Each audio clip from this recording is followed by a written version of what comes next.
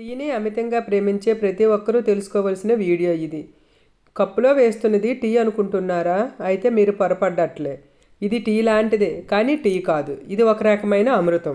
ఎందుకు అమృతం అన్నానంటే, అవును, ఎన్నో ఔషధ గుణాలు కలిగిన కొన్ని ఐటెంని యాడ్ చేసి చేయడం వలన ఇది ఒక రకమైన అమృతం అయింది. ఈ వీడియోలో కనిపిస్తున్న ఆకులు భూమి మీద పుట్టిన మరొక సంజీవిని. అదేనండి, వామాకులు. అయితే ఈ వామాకుల నుండి మనం తినే వాము వస్తుంది అనుకోకండి.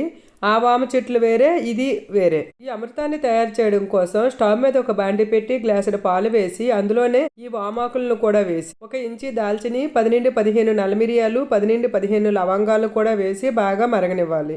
ఇప్పుడు 1 టేబుల్ స్పూన్ టీ పొడి కూడా వేసి, దాల్చిన చెక్కలో ఐరన్, జింక్, కాల్షియం పుష్కలంగా ఉన్నాయి. లవంగాలు వేయడం వలన అధిక బరువును నియంత్రిస్తుంది. ఇందులో యాంటీ ఆక్సిడెంట్లు పుష్కలంగా ఉన్నాయి. మిరియాలు వేయడం వలన రక్తాన్ని ఫిల్టర్ చేస్తుంది. ఇన్ని ఔషధ గుణాలు కలిగి ఉన్న టీని ఏమంటారు? నాకు కామెంట్ సెక్షన్లో కామెంట్